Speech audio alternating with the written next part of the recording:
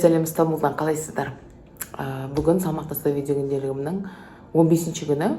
Бүгінгі салмақ 101, кажется 101-де 1 ма сондай нәтижеге тіркеп кетем. Неге мен бұлай түсіріп тұрмын? Қазір сіздерге шашым қопырап не істеп тұрғаны, өйткені мен жаттығу жасадым жаңа және планка жасадым. Әлі су ішкен жоқпын. Сіздерге бір вакуум қалай жасайды екен, соны көрсетіп кетейін. Өйткені кейде сұрақтар келеді, вакуум қалай жасалынады деген сияқты. Менде көп бірақ бір күштетіп жасап білем деп айта алмаймын. Мүмкін қате жасайтын шығармын. Бірақ енді өзімнің қарнымның өлшеміне сәйкес солай жасаймын енді. Солай жасалынады енді өзімде. Басқаларда мүмкін басқаша жасалынатын шығар, білмеймін. Так көрсетейін. В общем, қараңыздар. Мен қарнымда, мен бос жергендегі қарным.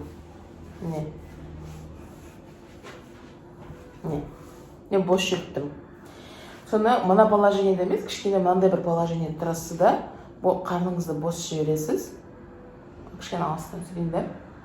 Бос жібересіз. Сосын ішіңізге деміңізді алып, ішіңізді тартасыз. Деміңізді аласыз, ішкі қарат дем аласыз да, сосын ауаны соны ұстап, қарныңызды ішке тартасыз.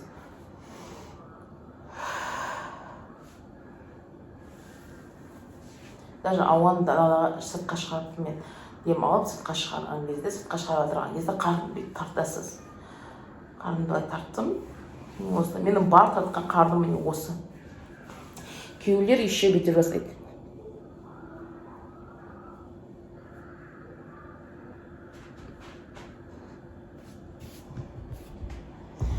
Деп жасайды. Осылай мен 10 рет жасаймын. Қарнымды бос жібересіз.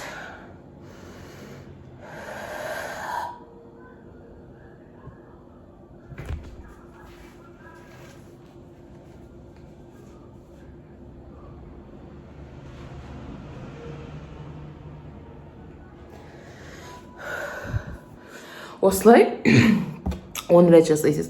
Мен қазір нешінші мына уже 5-ші жасадым. Қазір тағы 5 жасаймын, сонымен 10 болады. Осы 10 маған жарайды. Әрі кетсе 11-12 рет жасаймын, болды, одан көп жасамаймын. Және әйел адамдарға етек келіп жүрген кезде жасауға болмайды. Сол жалғастырамыз. Қазір суым ішемін. Қазір мен жердегі доскамен қойып қоямын да сіздерге посылка көрсетемін. Посылка келді, осы посылканы көрсетемін сіздерге. Мен бірге болыңыздар. Мен қазір вакуум жасап тастайын, су ішейін. Так, қыздар, жалғастырамыз. Жаңа вакуум жасадым. 2 стакан суымды іштім. Соның арасында 2 сағат өтті. Көзіме кофе дайындап жатырмын. Кеше кофе ішем дедім, мен бірақ кофе ішкен жоқпын, шай іштім. Мен осылай бірінші салқын сүтті осылай көтеріп аламын. Сосын үстінен бөлек кофе құямын. Мынандай кофе шықты, капучино, көпірек кішкене азғандай болып кетіпті. Аз збивать еткен болып тұрмын ғой. Бұның ішіне мен бұрын сироп құятын болдым, мынандай ванильный. Бірақ қазір құймаймын. Бүгін айтпақшы кефирный день. Бүгін тек кефир ішеміз. И жаңа кофе ішіп жатырмын да бүгін.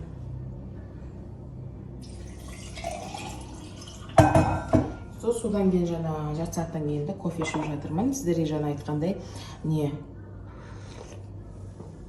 посылкамды көрсетейін. Посылкам тек қана жартысы келді, жартысы әлі келген жоқ. Келуіне байланысты мүмкін ертең жартысын көрсетемін. Ең бірінші бүгін қалып кетті, штативке қойып қойылады ғой, жоқ доскаға қойып тұрмын. Ең бірінші таң атпай бүгін бізге не келді? Мынандай кітап келді. Мен бұл кітапты ашып тастадым. Өйткені баламды таңертең тұрғанда балама не етеді? Баламды қуантқым келді таңертең тұрғанда. Ол ұйықтап отырған кезде келді. Сосын не етеді? Ашып, ұйықтан тұрғасын ашып көрсеттім сразу.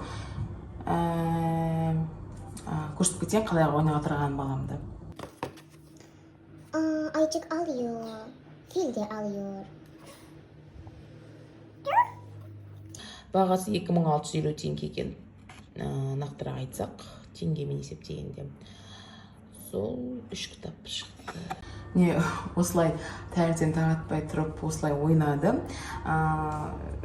Мынаның ішінде 3 кітап бар.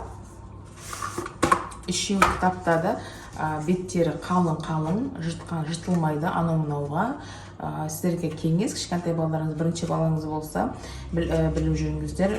Обычно 2-3 баласы барлар біледі ғой, уже опытта тәжірибесі болғасын. Бірінші балаңыз болса бастапқы бірінші кітаптарын осындай қалың беттен алыңыздар, жұқа беттерді жыртып тастайды. Сосын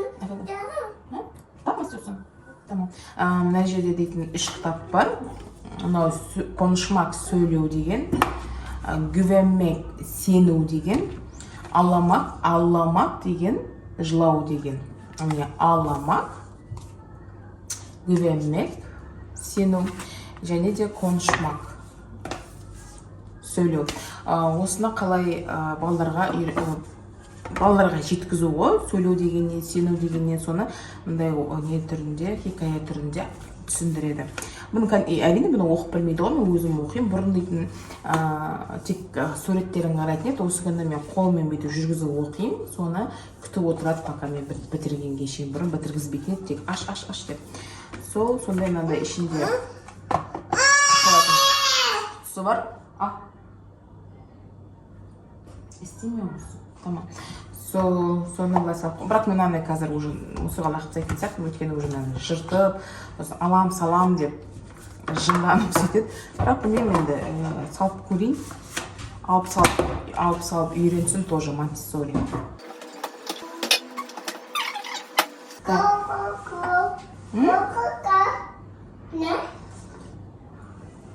Келесі сосын келді маған мынау келді.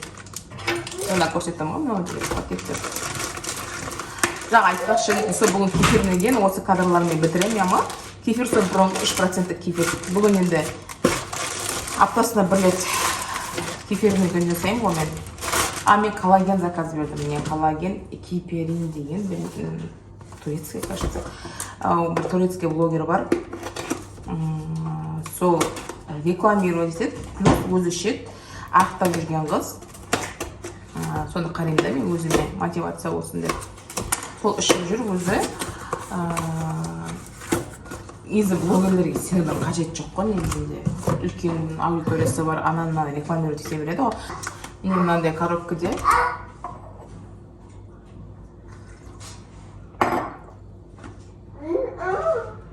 Аш. Осыны кофеге салып ішуге, кофе, смузи, шай бәрін салып ішуге болады.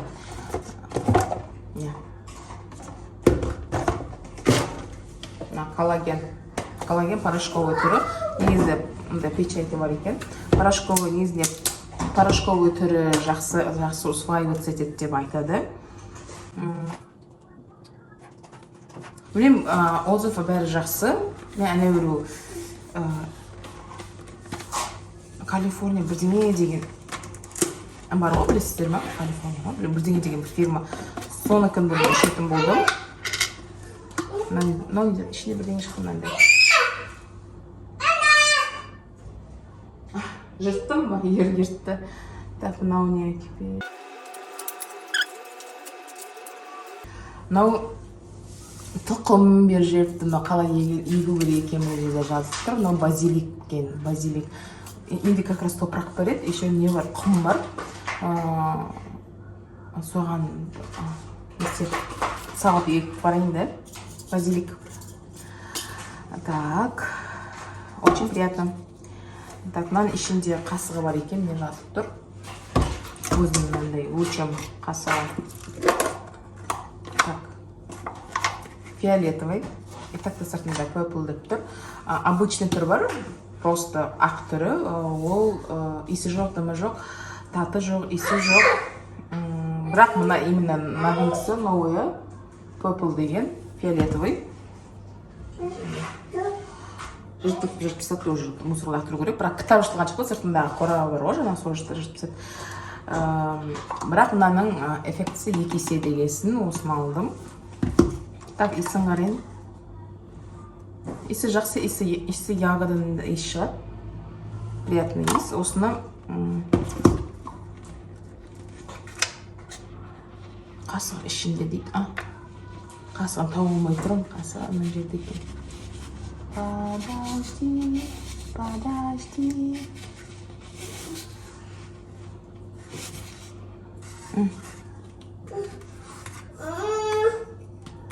Мындай қасығы бар. Осыншама өлшем аламыз. Көп емес. Бір өлгенде бір өлшек, бір бардак. Осы бір қасықты бір стакан суға, болмаса кофеге, или тамаққа араластыруға болады деп тұр.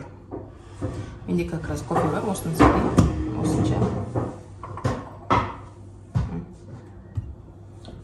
араластырып ішейін. Так.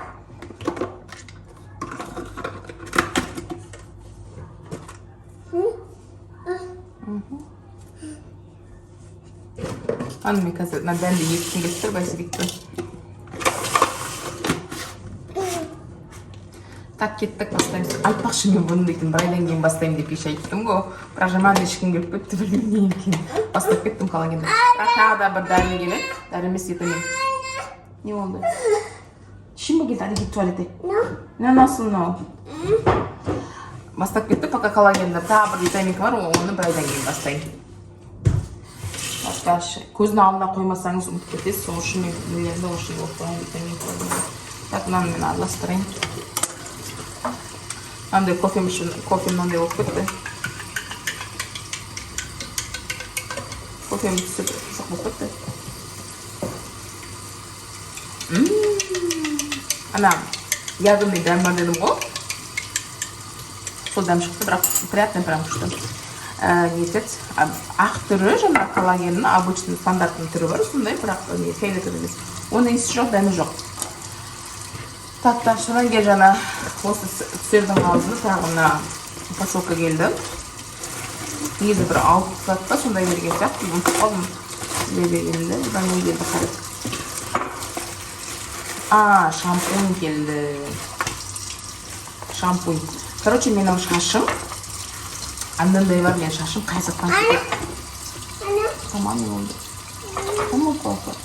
Мен маған бұқтырып атыр, сумен ойнаған жақсы көреді, ойнай берсін, мен не істеймін? Сумен ойнатуға ұқсат көрем алама. Неде де, ванна душтада да ойнаған жақсы көреді, осы кухняда да ойнағанда жақсы көреді. Bakın bu kötülerim. Bakın benim şaşım Kazak'tan айтуға алмаймын. Любой қыздың да, любой әйел адамның, еркек адамның шашы Қазақтан атты. Менде кей кездерде істеп кетеді. Басылады, кей кездерде шығып кетеді. Или қатты құрғатып жіберемін, или көп жуып жіберемін. Жалпы мен басым құрғақ, шашым құрғақ, сеті құрғақ. Көп жуып кетсем, или же суға байланысты деген сияқты. Бұрында теңгізде жасап жүргенде Қазақтан атын болып, негізі теңгізді білетін білсеңдер, білмейтінде теңгіз деген оңай екені орны. Тамам. Сонда су обработанный сулар ойында, сол өтеқлар елігінің сол шашымды жаман құрғатып, жаман Қазақтан атын болды. Сол кездерде мен обычно енді против перхоти шампуньдар маған көмектеспейді. Қымбаты керек па, арзаны керек па, еші көмектеспейтін болып, тек қана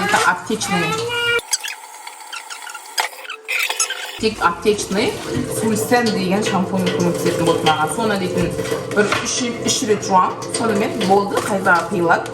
Сосын арғаты обычный шампуньдармен жуып кетемін. Мына судың дауысы бар ғой, я естіп кеткен болар.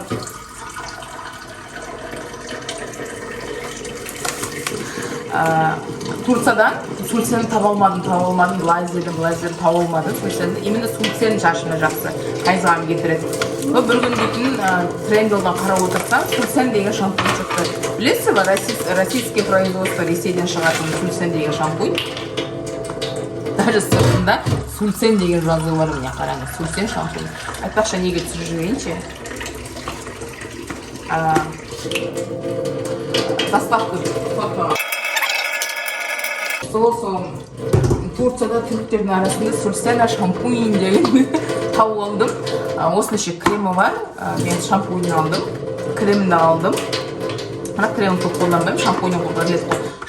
Қайттан заказ бердім, сразу 2 штугын заказ бердім. Өйткені Турцияда сразу заказ берсеңіз, тағы 2 айдан кейін заказ берем, тағы да керек болса десеңіз, бағасы қымбат тұрады. Уже мынаудың бағасы 100 лира қымбат кеткен ғой. Сол біреуінің өзі 501 лира. 7000 теңге біреуінің өзі. Екеуін 14-15 мың теңгеге алдым, примерно екеуін жазу алдым. Өйткені тағы бір 4-5 айдан кейін алатын болсам, ол 7-15, ол 10 мың теңге болып кетуі мүмкін. Сразу екеуін алдым. Сол, біліп жүріңіздер, егер де шашыңызда қайзақ болып обычный шампунь против перхотя кетпей жүрсе, Қазақстанда міндетті түрде болады, білемін, оны мен Қазақстанда жүргенде алатын болдым. Аптекаларда Сунсена деген шампунь болады. Соны алып, 2-3 рет жуып қайзағыңызды кетіресіз, кейде 4 рет жуу мүмкінсіз, кейде 5 рет. Бірақ аптасына 1 рет жусаңыз, шашыңызды кірлетпей жақсы ұстайды. Терісін, бастың терісін майсақтандырмайды, қышытпайды. Сөйтіп получается аптасына 1 рет жуатын болсаңыз, бір 3-4 апта жуасыз ғой, аптасына 1 рет. Оны кетіреді 4 жуғанда, арғаты обычный кәдімгі шампуньдарыңызды мен жуа беруіңізге болады. Сосын қалған алып қоясыз. Өзде кішкентай көрдіңіздер ғой флаконы, сондай арналған 1-2 жуып, шаш перхотыңызды, қайзағыңызды кетіріп, одан кейін басқа шампуньмен жууға арналған өзі флаконы кішкентай айтып тұр. Вот, осындай заттар келді. Әлі де маған тағы бір витаминка келу керек. Осы бағаның бір развивашка бір ойыншыға келу керек. Болған сәтті. Сол оны ерге келіп басын, ертең көрсетемін. Кофемді ішіп жүрейін.